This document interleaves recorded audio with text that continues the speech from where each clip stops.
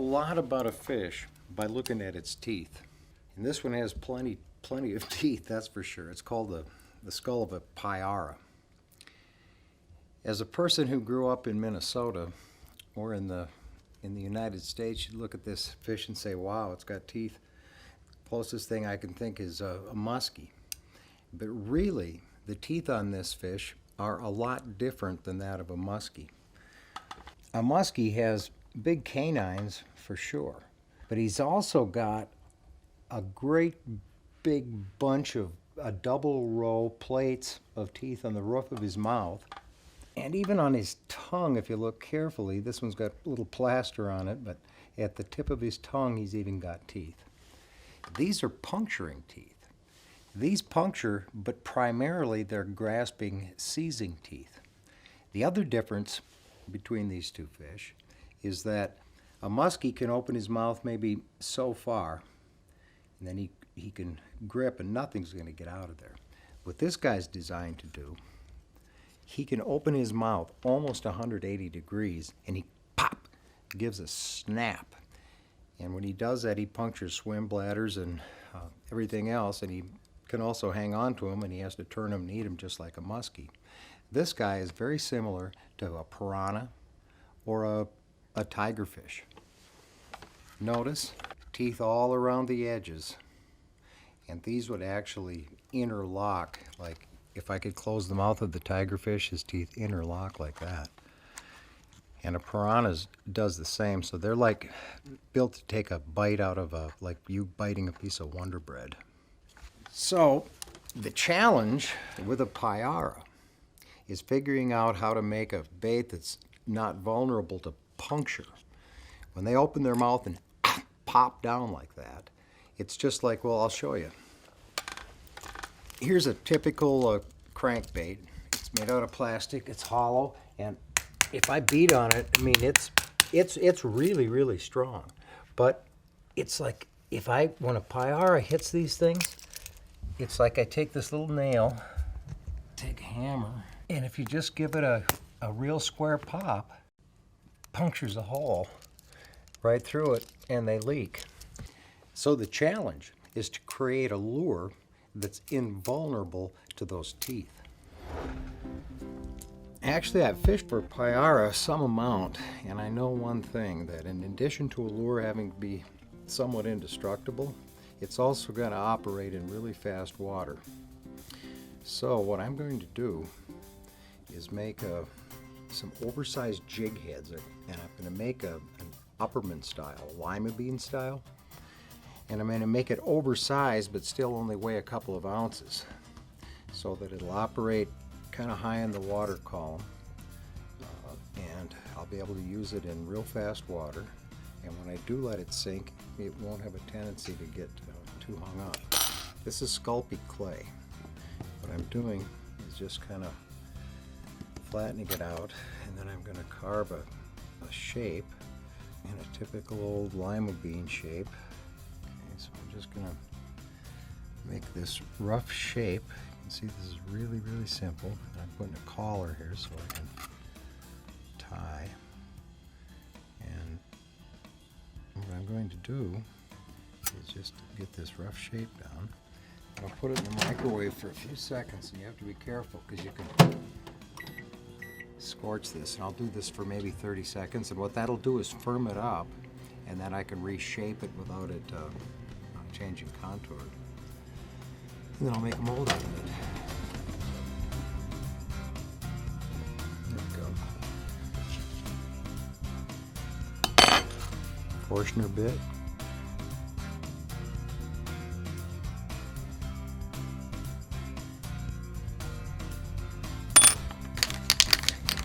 I could mold this right now, but it's probably smart just to put a little layer of lacquer or even light epoxy over it, just to give it a smooth finish. And I'm going to make an open top mold, so I'm only worried about one side of it. And I've recessed a little spot here so I can put some sexy little eyes on it. The reason I'm using this is that I'm in a big hurry. If you're in a big hurry and you don't need a lot of detail, This is great. You want to make sure you mix it really well. And my plan is to make some jig heads like this with flash-a-boot tails that I can run real fast water on the surface, or I could run them down 18 or 20 feet. I want them to weigh about 2 ounces. And they're going to be this big, and you'll see how I get to 2 ounces in a minute. Okay, I've got this mixed up. I'm going to press this down in here. The reason I use the 15 is because it's rather pliable, as you can see. The normal putty is great, but it's not quite as pliable as this, and it's hard to get as clean an edge on a mold like this. And now here's the acceleration part.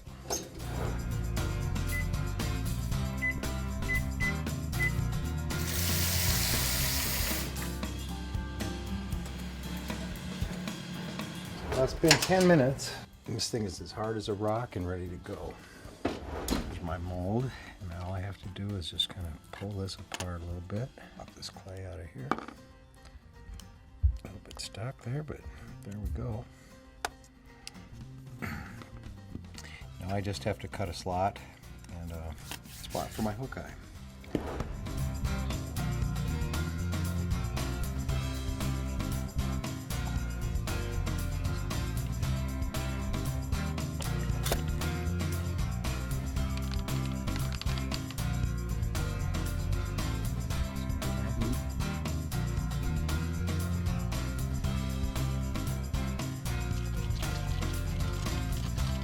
It only takes a couple minutes to set, and it's an exothermic reaction when it does, so you can feel the heat on the outside of the cup, and you'll see the material just start to get slower and slower as you pour it. Okay, it's been about 10 minutes, and looks like it's probably pretty ready to go. And you just pop it apart, pull it out. And look at that. Now my other objective in doing this, in addition to making a lure that's impervious, and this is hard as a rock, I don't want to have to use any paint. I'll show you a quick trick. I'm just going to dip this in here. Okay, now let it drip off. Put some sparkles on it.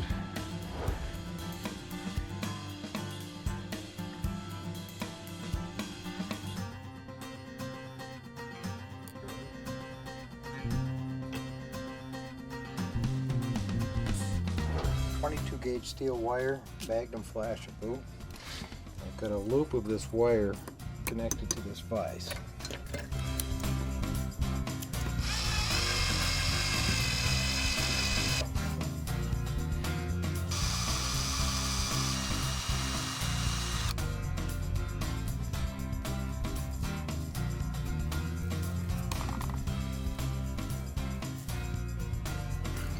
Pull it through that hole. Indestructible. Pretty good for a quick jig. Let's see how I did.